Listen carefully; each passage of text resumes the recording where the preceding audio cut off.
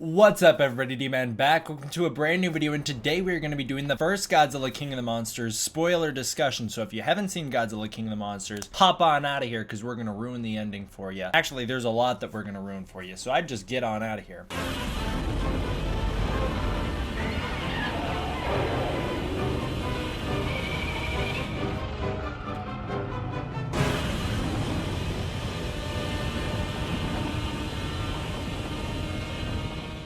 So this is the first Godzilla Explained that I will be making post King of the Monsters. I'm pretty excited about that. Can't wait. I've got so many of these things that I'm excited to do. Now, if you've read the title, you know what this is going to be. We are going to be breaking down the post-credit scene for Godzilla King of the Monsters. I am aware that the montage that plays over Serge Tankin's Godzilla, it just is filled with so much good stuff, but I can't talk about that at the moment because I don't have full access to the thing yet. I only have access to parts of it, and I need the full thing to really get it all. I got the important stuff, so I can make a video on some stuff, but as for the full thing, I gotta wait for that because I just need more from it. So I will be taking my notebook to the theater and I will be going crazy. As for this video, I don't know what I'm gonna do for on-screen visuals because I don't have any footage from King of the Monsters post-credit scene, but I'll do my best here. All right, let's jump into it. Potential spoiler warning for the future of the Monsterverse. The post-credits open up in Isla de Mara. Yeah, it's Isla de Mara, not Mona. Just after the events of Godzilla 2. We know it's set just after the events of Godzilla 2 because it is mentioned that fishing is still horrible in the Isla de Mara area. Meanwhile, we see in the montage that plays over Serge Tankin's Godzilla that fishing has been revitalized. Godzilla has restored life to the area, or at least I think we see that. So I'm gonna assume this was set directly after King of the Monsters. We open on a shot of a dead fish, which is an indication of the effects of the oxygen destroyer, just showing how devastating it truly was. The dude in the scene mentions Brave New World. He said that's like the first line in the post credits, like, we live in a brave new world. That could be a potential reference to the book Brave New World, not just a reference to the title of the book, although I don't know how deep we can go with that. I wrote a whole 20-page essay on the book Brave New World last year because it was assigned to me in school and it was a horrible book. Don't read it. The book is about a man living in a dystopian future being taken away from a savage land that is essentially the world we live in today, and he is put into an ultra-futuristic world that has this crazy dictatorship where all aspects of life is controlled. If we want to really stretch and try and apply that to Godzilla, you have the humans that were taken from their savage land, this land of ignorance, and they are thrust into this futuristic world with crazy technology and essentially a dictator that is going to kind of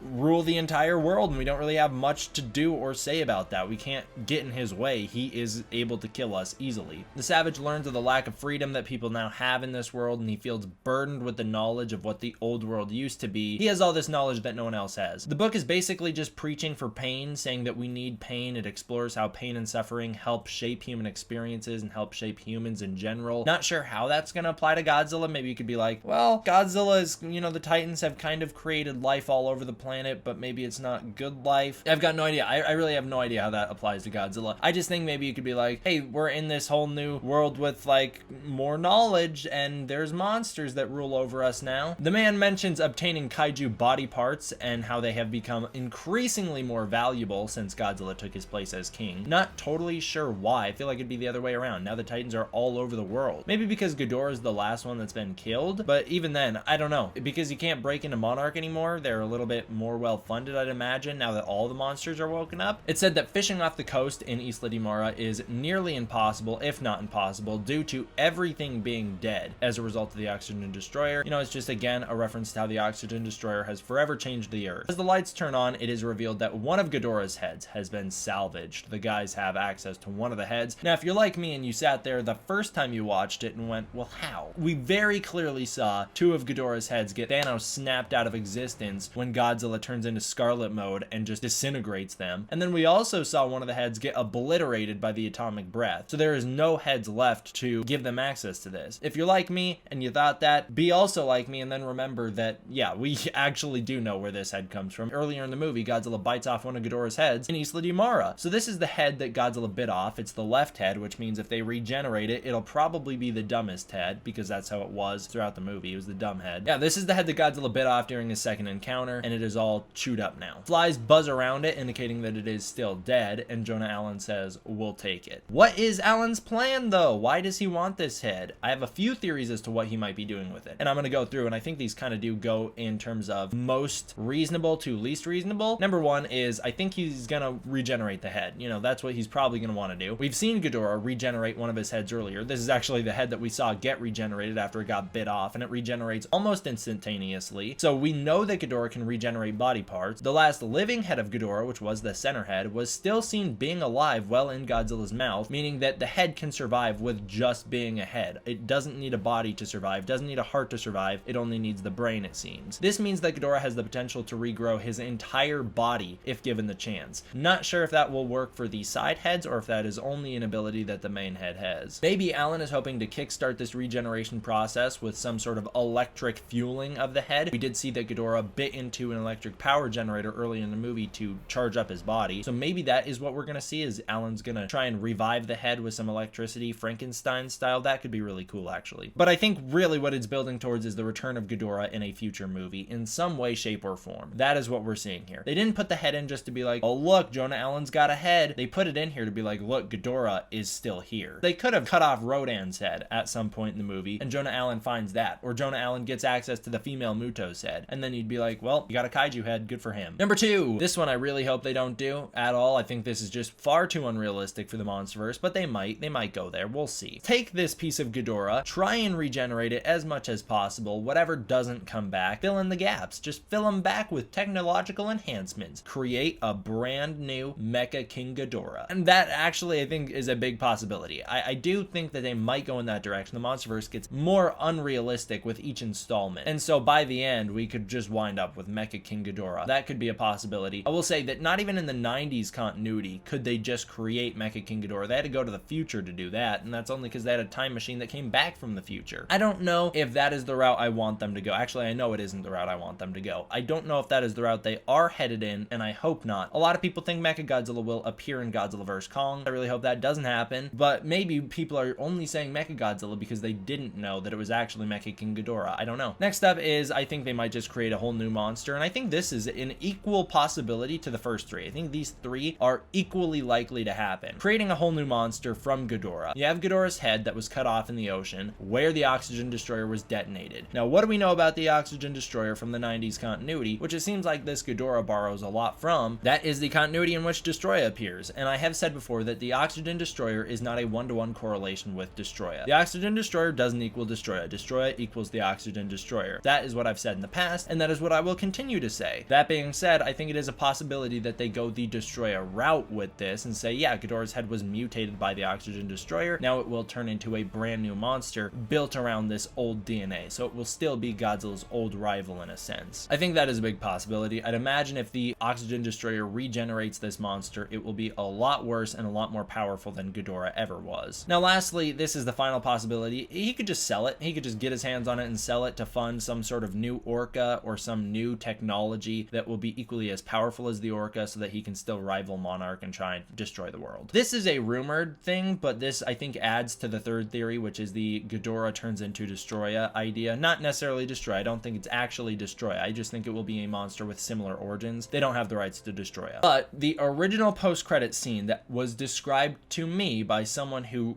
really didn't get anything wrong, it seems like they did see a test screening for the movie, because pretty much everything they told me came to pass. But what they told me was the post-credit scene that they saw, which does conflict with other reports from test screenings, which actually nailed the post-credit scene. From what they saw, it was originally a clip underwater in the area, ground zero, where the oxygen destroyer was detonated. It was a scale of Ghidorah that was going to be seeing with electricity and sparks running along it, and it was going to be mutating. The implication would be that it would grow into a new Destroya-esque monster as a result of Ghidorah being chipped up in the water where the oxygen destroyer was detonated. It was just going to be set up for a new monster to rise out of the ashes, a new alpha in the following movies. Jonah Allen is not slated to return for Godzilla vs. Kong, so take everything in this with a grain of salt, because they may never follow up on it. They may never get the chance. If the MonsterVerse isn't financially successful, they may never follow up on this. I really hope they do, and hope they do it well. They might not ever get the chance. And I know a lot of people are thinking, yeah, well, they'll regenerate Ghidorah and turn him into Mecha Ghidorah, and that will be what unites Godzilla and Kong in a fight together. I don't think that's going to be quite what happens. But anyways, that original post-credit scene, which is a rumor, it's not confirmed. No one came out and said, yeah, well, we had this original idea for a post-credit scene. No one did that. That's all just based off what someone told me that might not even be true. But anyways, it is true that Charles Dance does not appear to be returning for Godzilla vs. Kong. Jonah Allen will not be in the movie. movie, and so they probably won't follow up on this plot thread either. This is potentially setting up for the future of the MonsterVerse down the line after Godzilla vs. Kong. Whatever comes after, whoever takes over as king may have to face off with whatever this new monster is. Maybe both of them. Maybe in the next one after Godzilla vs. Kong, they will team up and they will be like, yeah, well, this new guy is a big problem that neither of us can handle on our own. I'm actually very open to that idea, as I've talked about in the past. I'm 100% okay with Godzilla and Kong teaming up in a movie that's not called Godzilla vs. Kong. Just don't have it be in that movie and we're good to go. And I have heard whispers that Legendary Studios and Warner Brothers are renegotiating their contracts with certain monsters to hopefully extend the MonsterVerse. There's nothing set in stone, it doesn't sound like, but they are hopefully working to that point. Keep in mind that Toho just invested in a brand new LA-based studio and they put a lot of money into it. The president of Godzilla at Toho has talked a lot about recently involving himself with co-productions across the board to get Godzilla out there even more. This is all coming together here. It seems like we will see a co-produced Godzilla movie within the next 5 to 10 years. I don't know what will be the plot, I don't know who's gonna be in it, but it seems like that is the route we're headed, where we will see this plot line with Jonah Allen followed through with. I just don't think it's gonna happen in Godzilla vs. Kong. But let me know what you guys think. If you guys are convinced that we are gonna see Ghidorah in Godzilla vs. Kong, if you're convinced that this new Destroya potential is gonna happen and that will be what Godzilla and Kong have to team up to face, you can tell me down below. I just don't see it. I don't see it going that direction. Thank you all for watching. I hope you enjoyed. I will see you guys next time. D-Man